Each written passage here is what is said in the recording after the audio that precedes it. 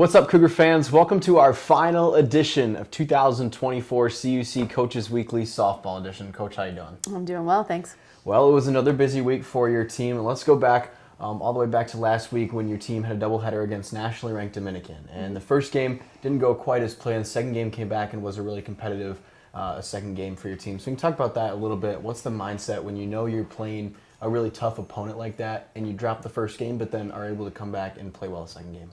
I think it's just been what we kind of focused on for the entire year, just trying to compete every single time you go out there. So like the first game has to be done, you got to come out and you got to compete the second game. And I think we did a really good job of doing that.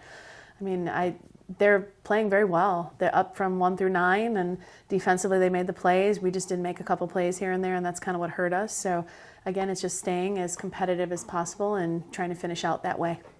And then let's move to Saturday against Wisconsin Lutheran. Your team was able to pull away a victory from the Warriors there, and it was a doubleheader in which your team played the long ball really well. Talk about that a little bit. I think we had a really great practice from Wednesday, Thursday, Friday of last week, or Thursday and Friday last week. We're just kind of focusing again on the fundamentals of what we do well or what we need to keep working on. And I think each player took that and they were trying to keep getting better and better, and we saw some of that come to fruition. We put the ball in play a lot, first and second game. Even though we lost the second game, we were putting the ball in play a lot. So that's a really good thing, and I hope that carries over into this week with our 2 doubleheaders coming up. And you mentioned those 2 doubleheaders. You've got Rockford and then CU Dub, both at home here. So what's it going to take, let's talk about Rockford first, to pull away a couple of victories tomorrow? Just consistency, just coming out and playing. Continuing to just look at the little things that we are, compete against ourselves. And I think if we can do that, we can get 2, for sure. And then CU Dub, I assume the same approach. Yeah, it has to be the same approach. So that's really what it is. It's just trying to get us better, trying to move on, and kind of thinking about things a little bit longer term because, we're still vying for that last spot in the conference tournament. We need some help from some other teams too, but we can only control what we can control. So if we just keep focusing on the doubleheader tomorrow and then get better for Friday, then it's in our hands and we have a chance to do what we need to do with that. That's right. And taking 4 games this week would go a long way in determining who gets those final spots. Absolutely. So because this is our final edition of the year, I want to go back and talk about a little bit of your team throughout the season. And so just a couple players I want to highlight. First, Emily Garcia. And this is a player that we've talked about a few times on the show, but a freshman that came in, started for you right away at second base, and is hitting the leadoff spot the majority of the season. And she's hitting just over 400, which is top 20 in the NAC right now. So what have you seen out of her, again, that's just given you the confidence to keep playing her there? And how have you seen her mature from the time that she stepped foot on campus to the player she is now? It's her consistency, but it's not even that. It's the work she puts in behind it. So, like, if you tell her to do something, she'll work on it. If you give her some advice, she'll take it, she'll listen, she'll ask questions, and she'll keep working on it. She's not afraid of putting in hard work, and I think that's what we're looking for. I think we've really had a great season from our middles. I think we had some great plays. They worked really well together. It was a great tandem, and I think that helped solidify our infield quite a bit. So I think Emily did a great job. I'm looking forward to seeing what she does next year, and just keep building on that. So, but it's her mindset. I'm never satisfied with what I am now. I want to keep getting better. How do I get better? And putting in hard work. Working hard and hard work are 2 different things. Putting in the hard work is important. And then let's talk about her partner in the middle infield, Arissa Santos. And she was coming off a freshman campaign in which she earned All-NAC Honorable Mention honors.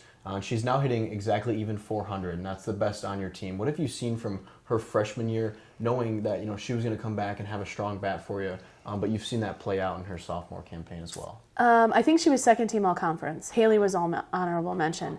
But taking that, I think Arissa has earned the opportunity for that top team this year.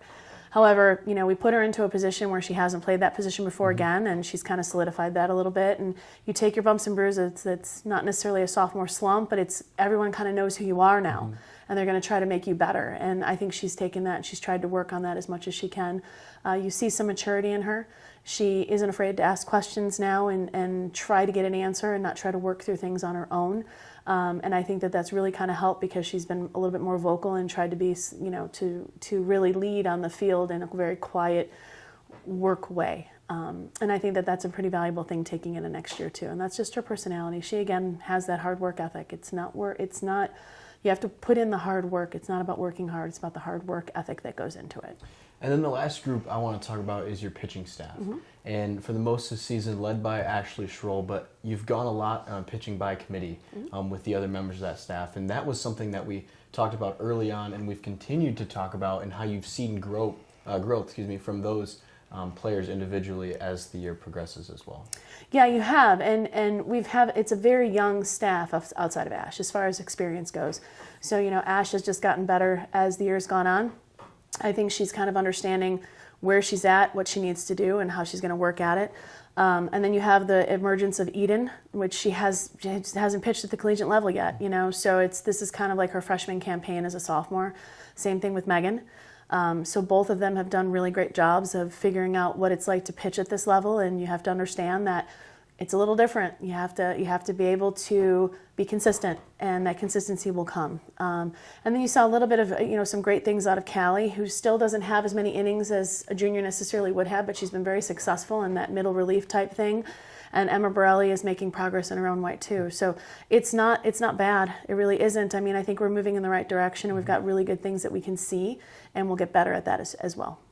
And so the last thing to talk about here today is, let's fast forward to, let's say, a month from now, your season's complete. What's the approach in the off season now, recruiting wise, and then with your squad that's coming back, and when does that off season stuff start to prepare for next season?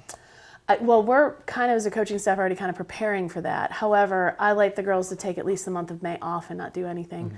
I think rest is an extremely important thing, as most athletes coming into college have been playing year-round now in one sport and everything, and it takes a toll on your body. And when you get to be 18, 19, 20, it takes a toll on your body a lot more. So getting some rest and being able to take the summer, a little bit of the summer, to try to mentally get yourself, give yourself some rest mentally, physically, and emotionally, I think is really important. So we'll work with Ken, and we'll get some workouts for the summer. We'll send that out. We'll do cardio stuff. We'll give them some ideas of what we want them to try to work on during the summer, and then we put it in their hands, and we'll get ready for the fall and start all over again, kind of figure out where we're at. So recruiting never stops, which is great, so that will continue on through the month of May, June, July, maybe take a little break in August right before school starts, but that's really about it. So.